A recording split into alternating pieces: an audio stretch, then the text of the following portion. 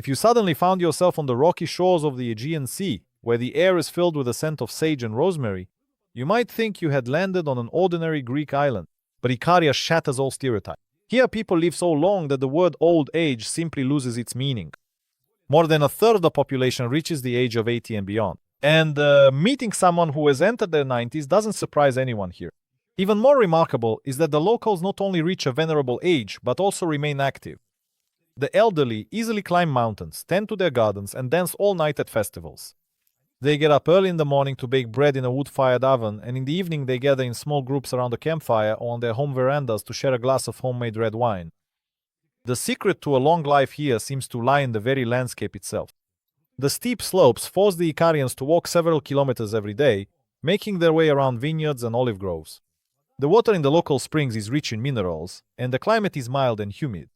These are ideal conditions for healthy blood vessels and joints. Among the local residents, the rate of cardiovascular diseases is incredibly low, and dementia occurs 3 times less often than in the rest of Europe. There is no fast pace of life here, and no habit of stress. Time on Ikaria seems to move more slowly than in the rest of the world. But what is even more surprising is the way the locals view age. Not a single woman hides her silver hair, and men wear their wrinkles with pride like badges of honor. The elderly take an active part in island life. They practice crafts, cultivate the land, teach children various tricks, and gather around communal tables. On Ikaria, there are no nursing homes and no loneliness. Everyone feels needed, even at the age of 100. Although it may seem that everything on this island is arranged as if in a fairy tale, this phenomenon is governed by clear and simple rules of life. And very soon, you will find out what invisible laws the centenarians of the Old World follow and why they really work. The invisible rules of longevity, what unites the oldest people in Europe. When you find yourself among Europe's centenarians, one thing immediately stands out. None of them have created any special system for longevity. But there are unspoken rules that unite them, even if they've never met each other. In the Italian village of Campodime, an old man named Angelo and 90-year-old Madeleine from French Sardinia start each morning with a short walk. They don't run marathons or sign up for the gym, but every day they cover small distances, gather herbs, visit neighbors, carry water in buckets, and chop wood. All their physical activity is woven into their daily routines. And even at 95, they don't shy away from routine chores in the yard or the garden. Another distinctive feature is their complete acceptance of age. In all these regions, grandmothers at 100 years old still look after their grandchildren, bake traditional bread, and always gather the whole family for Sunday dinner. Loneliness here is almost impossible. Neighbors constantly drop by to check on each other, children help the elderly, and village festivals have become a part of the very fabric of life. There is also another invisible trait: respect for ancestral traditions and the rejection of haste. In Greek Epirus, for example, the elderly spend a lot of time playing board games or knitting, discussing the news in the local dialect. The locals do not chase after fashion or technology. Their rhythm is set by the sun, seasonal work, and family meals. Even the oldest residents make sure to go outside every day to chat with acquaintances and exchange fresh vegetables. What unites centenarians is their modest attitude toward both food and pleasures. They eat slowly, do not overeat, rarely indulge in sweets, but always finish their meals with a sense of gratitude. Even in the wealthy regions of France and Italy, no one will throw lavish feasts without a reason. It's better to make an extra trip to the market and pick out fresh greens or cheese from familiar farmers. Delving deeper, it becomes clear.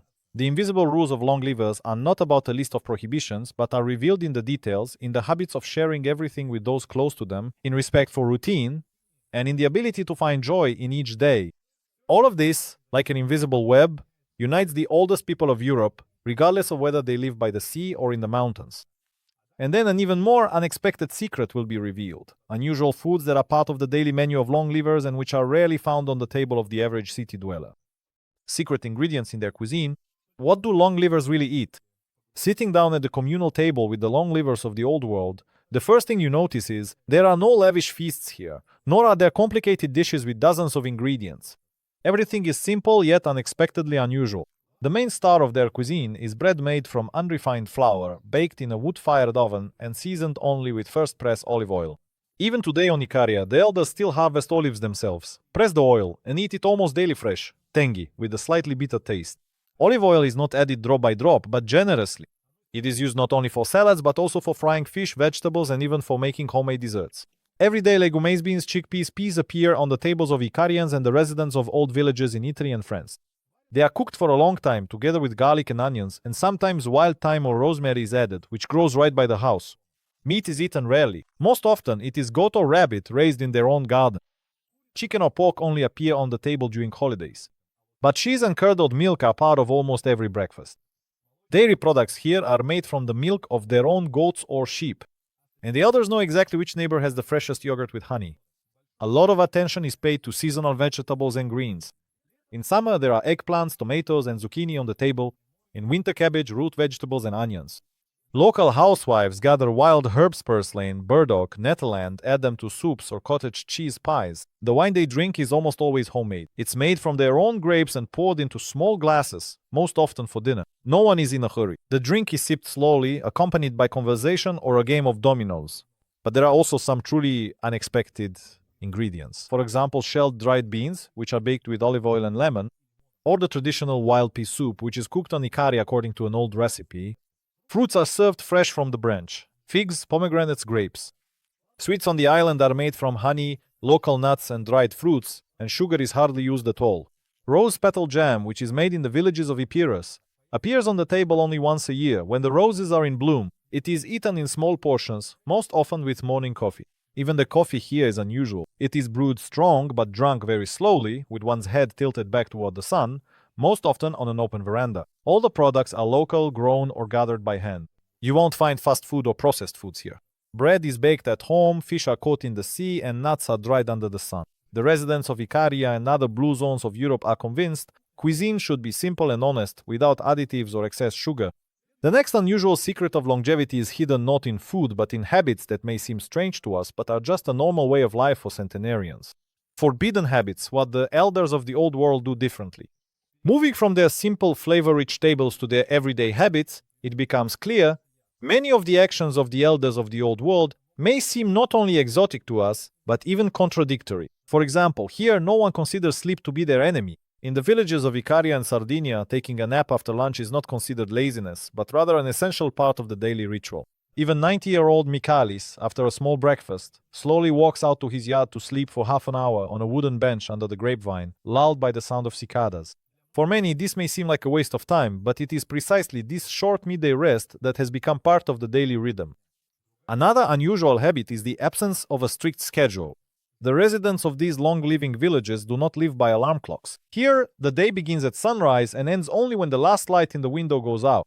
In the evening, no one is in a hurry to go to bed. Elderly neighbors often sit by the fire for a long time discussing the latest news or simply listening to the sound of the sea. Throughout the week, they don't spend a single minute counting calories, measuring blood pressure, or imposing strict restrictions. On the contrary, Icarians allow themselves a glass of wine almost every evening. And in Italy's Liguria, even the elderly won't refuse a serving of homemade pasta with olive oil and garlic. Another trait is the ability to allow oneself small pleasures, but always in moderation. On Ikaria, no one considers a piece of pie or homemade cheese to be something forbidden. The main thing is that the food is prepared by hand and shared with loved ones. And if someone invites you to dinner, refusing is almost an insult. Food, sleep, and rest are woven into life, not set against it. As for physical activity, here it's not customary to overexert yourself. Even at an advanced age, no one is chasing records. But step by step, they walk the paths through the garden, climb mountains for herbs, and carry baskets of fruit to the market. And all of this is done without unnecessary strain. The long livers don't use transportation unless necessary and gladly walk, even if the route goes over steep slopes. At the same time, the elders of the old world are not afraid to put off their tasks for the sake of rest or socializing. If someone comes to visit, work can wait. The kettle goes on the fire, fresh bread comes out of the oven, and the evening stretches on until the first star appears. This habit puts people above their chores and even above the rules. It seems that this is exactly what makes their lives calm and fulfilling. Finally, those who live long lives don't hide from their problems, they solve them calmly, surrounded by family or friends. No one holds back their laughter, and no one is ashamed of their tears if something goes wrong. Here it's customary to discuss everything openly, without fear of judgment. Every emotion is part of the daily routine, helping to cope with stress without bottling it up inside. It is precisely this set of habits which might seem forbidden to us, like napping in the middle of the day, not having a strict schedule, patiently enjoying small pleasures, and rejecting a frantic pace that has become a proven way for people in the old world to stay energetic even at 90 or 100 years old. And yet, there's something even more interesting. Doctors still cannot explain the mystery behind the perfect health of these centenarians. Here, doctors are out of work, the mystery of perfect health. If you visit a village health center on Ikaria or in the heart of French Corsica, it's easy to notice there are hardly any patients here. A doctor can spend the whole day drinking coffee with the local elders because there are simply never any serious lines. In the local clinics, congratulatory cards from grateful patients hang on the walls, but new ones appear extremely rarely. Paramedics and doctors admit heart attacks, diabetes, and hypertension remain very rare cases in the statistics. In a whole year, there might be just a couple of visits about high blood pressure among the elderly. Women over 90 have no idea what osteoporosis is, and men over 100 still walk every day without a cane. The reason for this phenomenon lies not only in the cuisine or the slow pace of life. Local centenarians hardly take any medication at all. It's rare to find a first aid kit at home, and the concept of a preventive checkup simply doesn't come up in conversation. If someone falls ill, it's not pills but herbs that come to the rescue. Mint, sage, and St. John's wort are gathered in the nearby forests and brewed into a strong infusion. Even when they catch a cold or have joint pain, the elderly don't rush to the doctor, but rely on home remedies. All healthcare here is based on trust in nature and centuries-old experience. Recipes for ointments, tinctures, and decoctions are passed down through generations and carefully guarded in every family. Moreover, the air and water here truly have healing properties on their own. Water from mountain streams is rich in calcium and magnesium, which strengthens the bones, while the sea breeze fills the lungs and relieves fatigue. The elderly spend most of their day outdoors. From early morning until sunset, they dig in their gardens, work in the vineyards, gather herbs along the paths, and never skimp on time for walks. And even when someone feels unwell, neighbors and relatives are sure to stop by for a visit, bring fresh fruit or homemade cheese, and offer kind words of support. Interestingly, the expressions slow down aging or treat age simply do not exist here. No one dwells on illnesses or discusses diagnosis. On the contrary, any ailment is seen as a temporary inconvenience. Time heals, family supports, and nature will suggest the right herb. Here, no one panics over wrinkles or gray hair, and certainly no one considers themselves a burden to their children. Even at 95, local residents see it as normal to stoke the stove themselves and take care of the animals. Perhaps nowhere are doctors less busy than in the blue zones of the old world. All their work consists of giving preventive talks at schools or treating guests to wild fig syrup. But at the next turn on the road to longevity, it becomes clear why socializing and friendships prove to be stronger than any medicine, and how the elders of the old world harness the power of their circle of friends to live even longer. Friendship versus time. How social interaction extends life. Such a way of life in the old world could not exist without one crucial habit: daily gatherings and communication.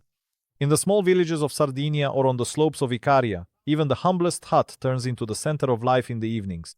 Neighbors gather around a wooden table to discuss the latest news, share a laugh, play a game of cards, or listen to stories from the oldest residents. Here, it's not customary to lock your doors.